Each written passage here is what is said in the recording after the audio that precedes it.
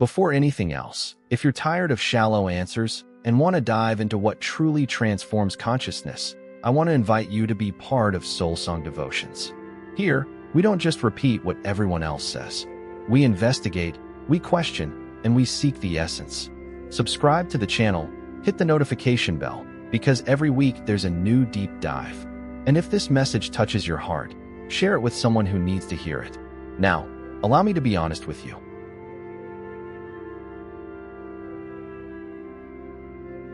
Jesus said something that, if you repeated it out loud in certain periods of history, you would have been burned alive. And what's most curious is that he didn't say it in secret. He said it publicly. He said it to the disciples. It's recorded in Mark, Matthew, John. Anyone with a Bible at home can read it. But no one teaches this. And if they do teach it, they teach it wrong. Distorted. Reduced to a catchphrase that changes no one's life. I need to ask you something you may have never considered. Why was such an explicit, clear, revolutionary teaching systematically buried? It wasn't an accident. It wasn't forgetfulness. It was a choice. And understanding that choice is the first step to reclaiming what has always been rightfully yours. Let's read Mark 11 verse 23-24 together, slowly, as if it were the first time you're seeing this. As if you were sitting in the dust of Galilee, hearing Jesus' voice directly.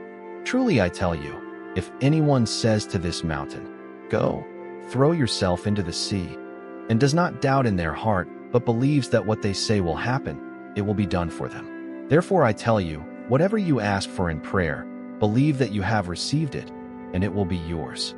That's it. It's not a parable. It's not a metaphor. It's a direct instruction. It's a spiritual law, as precise as the law of gravity. And the question that won't go away is, if this is true, why can't most of us, including the most fervent Christians, do this? Why are we praying and not seeing results? Why is the mountain still in the same place?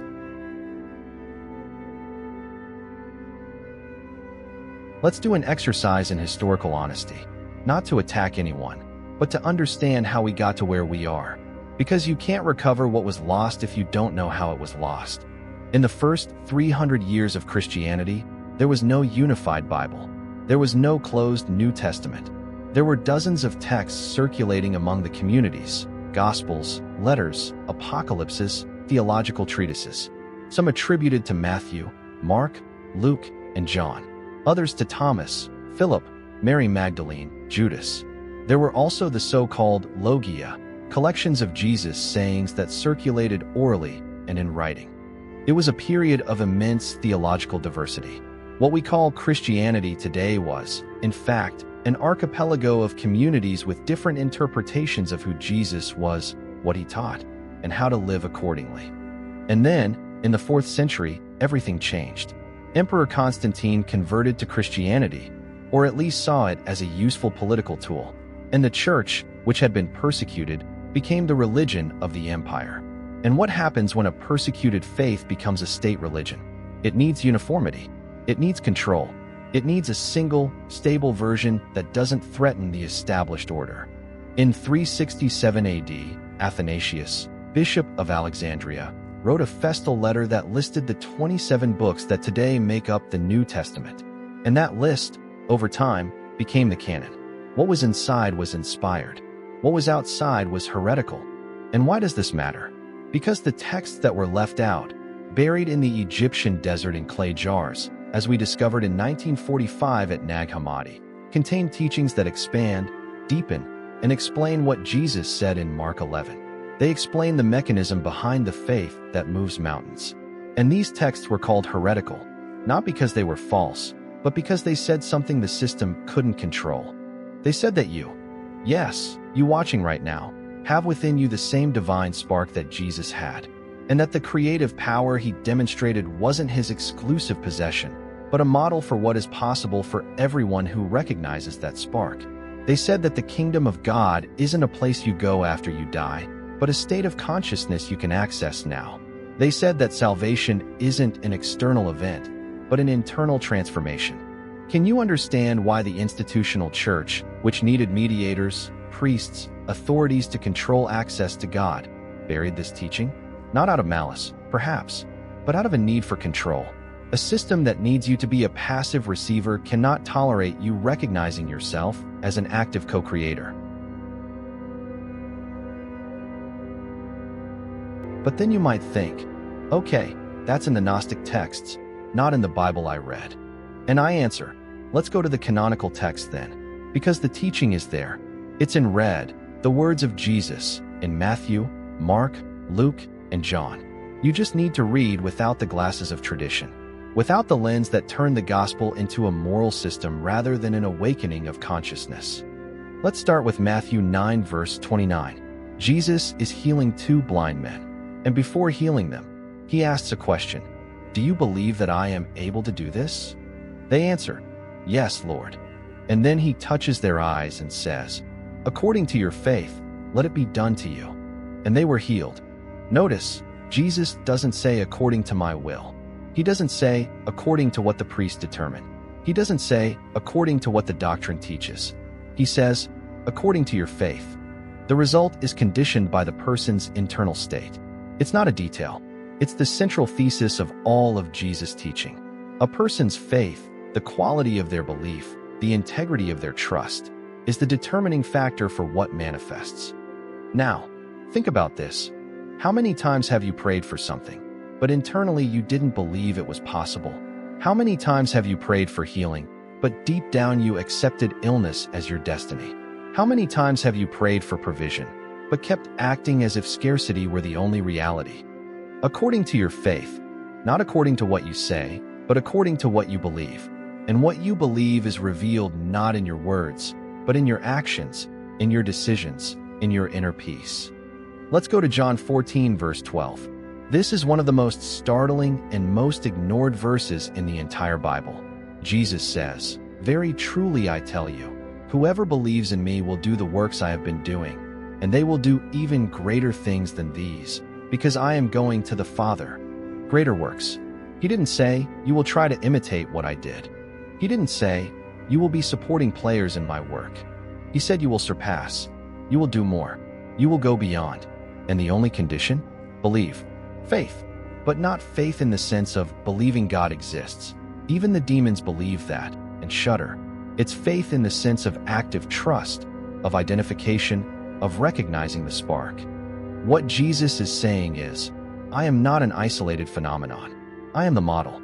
What you see in me is what is possible for any human being who recognizes the same source, the same Father, the same consciousness that operates in me. And when he says greater works, he's opening the door for you to go beyond what he did. This isn't blasphemy. It's the gospel. Luke 17 verse 21. This is the verse that most translations massacre. The kingdom of God is among you. But the Greek word is entos, which means within you. Some translations say in your midst, but the Latin Vulgate, the official translation of the Catholic Church for centuries, translated it as intra vos, within you. The kingdom isn't in a temple. It isn't in a hierarchy. It isn't in a system. It isn't in a book. It's within.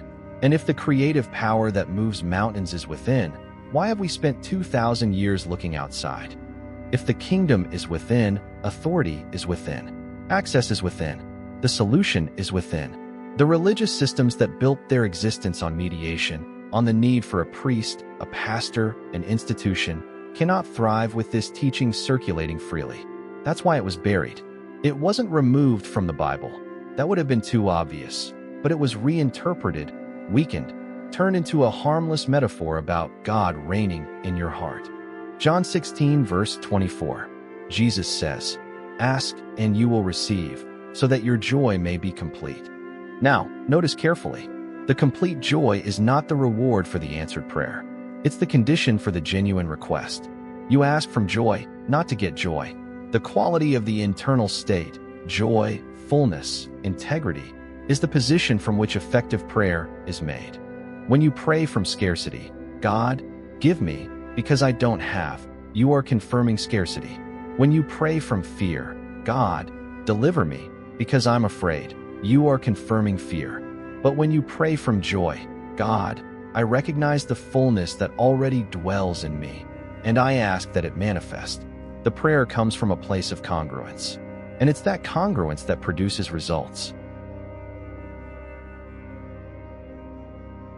Now, a necessary caveat. This isn't think positive and the universe will give you a Porsche. That's shallow, it's commercial, and it's not what Jesus taught. The pop version of the law of attraction reduced a profound truth to a self-deception technique. And many people tried, failed, and concluded that faith doesn't work. But what they tried wasn't faith.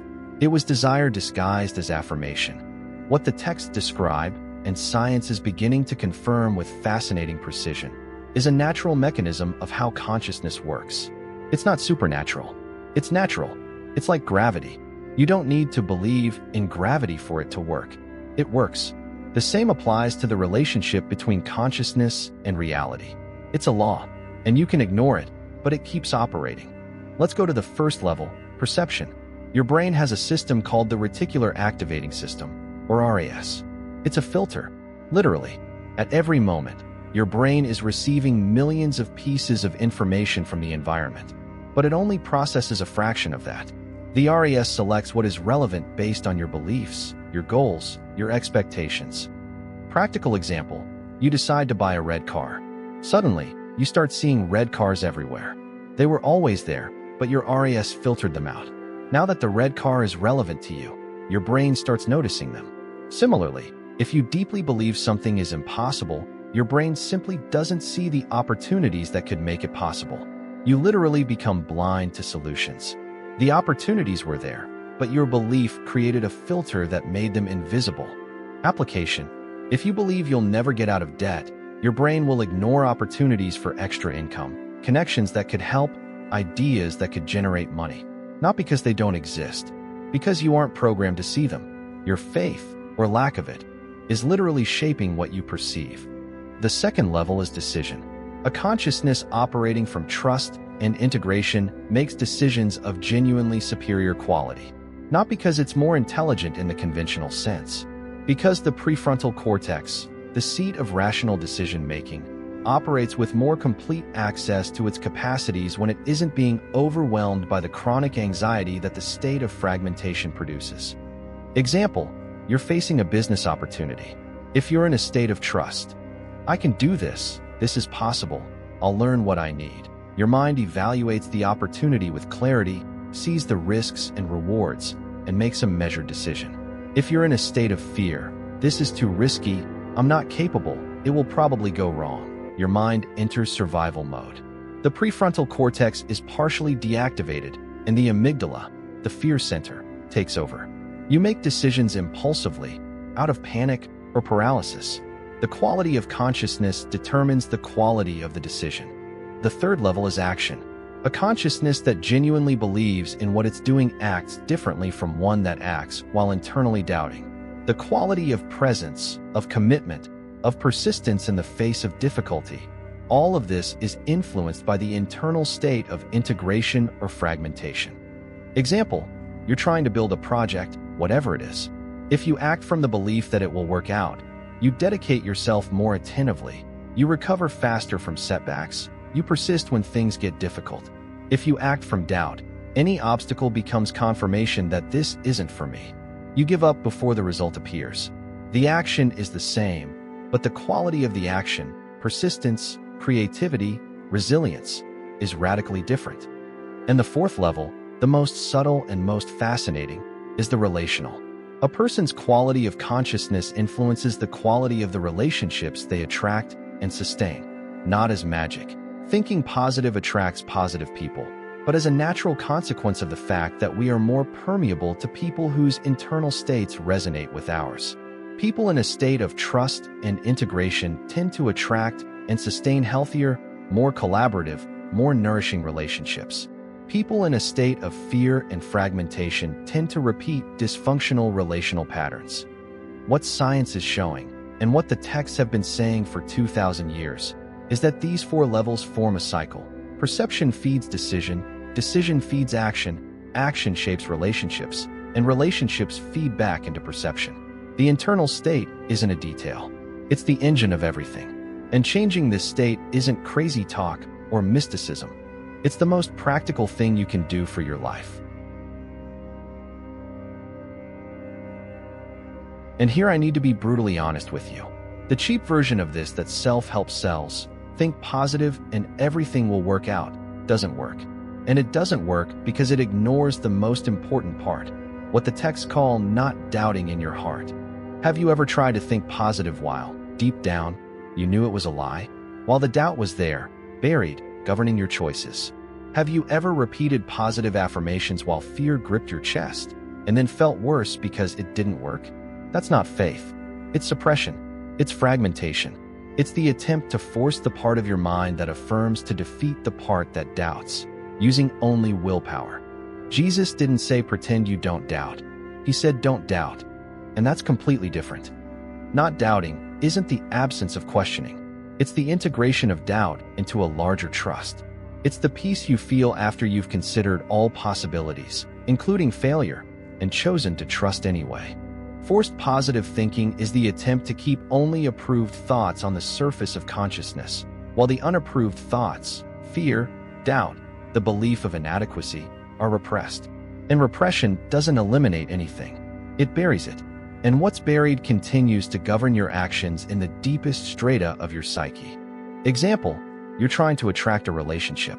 You repeat, I am loved, I am worthy, the right love is coming. But deep down, there's a buried belief that you aren't enough, that you'll be rejected, that love is something you earn and can lose.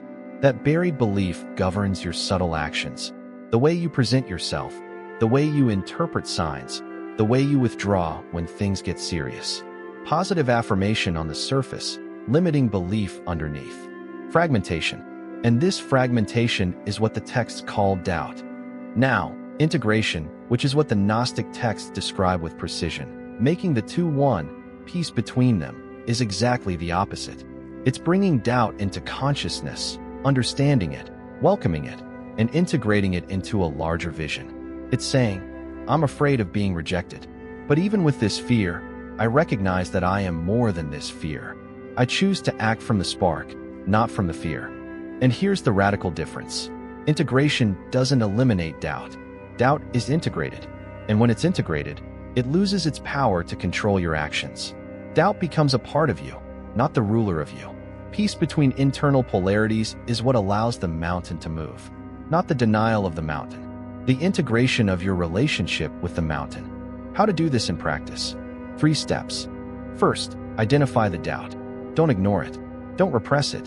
Ask, what do I really believe about this? What is the deep belief governing my actions?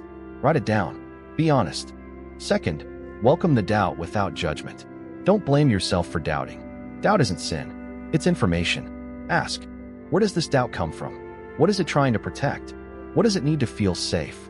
Third, integrate the doubt into a larger vision. Say to the part that doubts, I see you. I understand your fear, but I won't let you govern my decisions. We'll go together, but I choose to act from trust.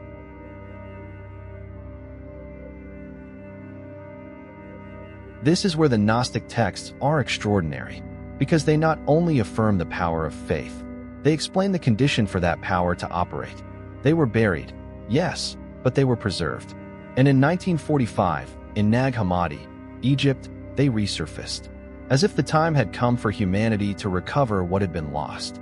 Gospel of Thomas, saying 22. Jesus says, when you make the two one, and the inside like the outside, and the above like the below, and the male and female into a single one, so that the male is not male nor the female female. When you make eyes in place of an eye, and a hand in place of a hand, and a foot in place of a foot, and an image in place of an image, then you will enter the kingdom. What does this mean?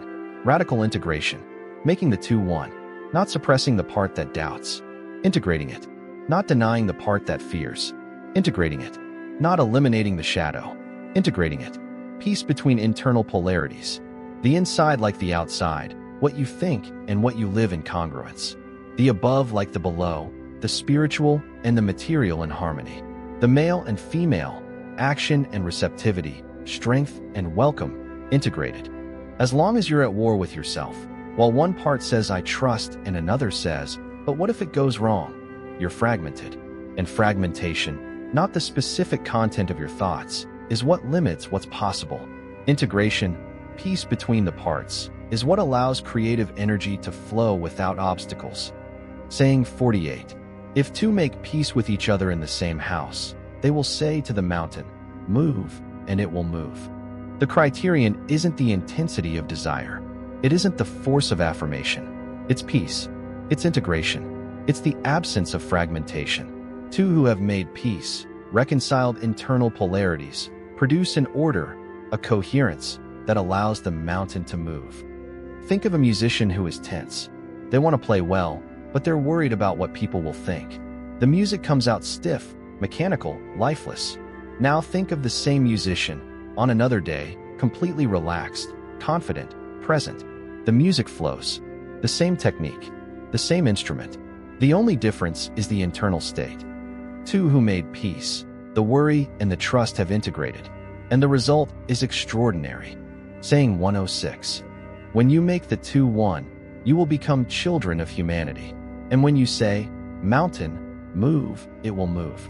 Children of humanity, full humanity, realized in its original integrity.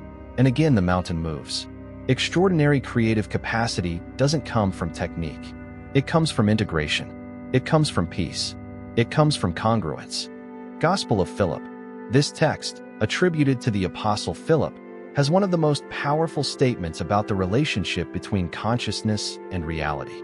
The one who possesses knowledge of the truth is free. The free one does not sin, for the one who sins is a slave to sin. The mother of truth is knowledge, and knowledge is freedom. And more, the one who is in servitude is incapable of creating. Incapable of creating, not because of a lack of talent, not because of a lack of resources, because consciousness in servitude, to doubt, to fear, to narratives of impossibility, to others' judgment, simply doesn't have access to the creative power that dwells within it. Genuine creation requires freedom, and freedom is the state of consciousness that recognizes the spark. So, the question is, are you in servitude or in freedom? What is governing your choices? What is determining what you consider possible? What is defining the limits of your life? Your own recognized consciousness, or the narratives that were installed in you? Now, I need to pause, and I need you to pause too.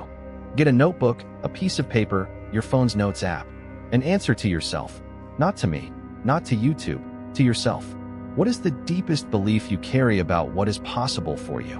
Not the optimistic version you tell others, not what you wish were true, the real belief, the one that's there when you're alone, when things aren't moving forward, when results aren't coming, when you look in the mirror and ask, "Why am I still here?" What is this belief producing in your decisions, in your perceptions, in your actions, in your relationships?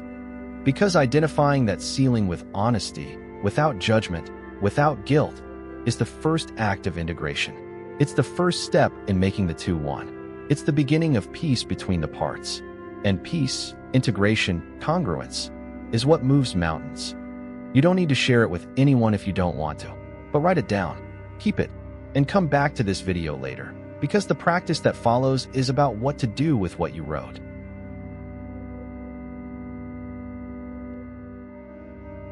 Now, I need to pause, and I need you to pause too. Get a notebook, a piece of paper, your phone's notes app, and answer to yourself, not to me, not to YouTube, to yourself. What is the deepest belief you carry about what is possible for you? Not the optimistic version you tell others, not what you wish were true, the real belief, the one that's there when you're alone, when things aren't moving forward, when results aren't coming, when you look in the mirror and ask, "Why am I still here?" What is this belief producing in your decisions, in your perceptions, in your actions, in your relationships? Because identifying that ceiling with honesty, without judgment, without guilt, is the first act of integration. It's the first step in making the two one. It's the beginning of peace between the parts. And peace, integration, congruence, is what moves mountains. You don't need to share it with anyone if you don't want to, but write it down, keep it, and come back to this video later, because the practice that follows is about what to do with what you wrote. 29:00, 31:00. Conclusion. The teaching was there all along. Jesus said something that should never have been condemned as heresy. He said that genuine faith, integrated, congruent, operating from the spark, not from the conditioned ego, produces results that the character considers impossible. He said that greater works are possible. He said that whatever you ask for, believing, you will receive. The teaching was buried because a system that needs you to be a passive receiver, that needs you to depend on mediators, authorities, external structures, cannot tolerate you recognizing yourself as an active co-creator. It cannot tolerate you discovering that the kingdom is within. It cannot tolerate you discovering that the spark is yours. But the teaching is there, in the canonical texts, according to your faith. In the Gnostic texts, make the two one. In your own experience, when you trusted and it worked, when you integrated and peace came, when you acted from the spark and the mountain moved. In 2026, in a world of chronic distraction and structural anxiety, recovering this teaching isn't a spiritual luxury. It's a survival skill. It's the difference between living as a victim of circumstances or as an active participant in the construction of your experience. You are not a passive receiver. You are a co-creator. And the mountain, it moves. It only depends on you believing, truly believing, not with the fragmented mind, with the integrated spark. Jesus said something that should never have been condemned as heresy. He said that genuine faith, integrated, congruent, operating from the spark, not from the conditioned ego, produces results that the character considers impossible. He said that greater works are possible. He said that whatever you ask for, believing, you will receive. The teaching was buried because a system that needs you to be a passive receiver, that needs you to depend on mediators, authorities, external structures, cannot tolerate you recognizing yourself as an active co-creator. It cannot tolerate you discovering that the kingdom is within. It cannot tolerate you discovering that the spark is yours. But the teaching is there, in the canonical texts, according to your faith. In the Gnostic texts, make the two one. In your own experience, when you trusted and it worked, when you integrated and peace came, when you acted from the spark and the mountain moved. In 2026, in a world of chronic distraction and structural anxiety, recovering this teaching isn't a spiritual luxury. It's a survival skill. It's the difference between living as a victim of circumstances or as an active participant in the construction of your experience. You are not a passive receiver. You are a co-creator. And the mountain, it moves. It only depends on you believing, truly believing, not with the fragmented mind, with the integrated spark.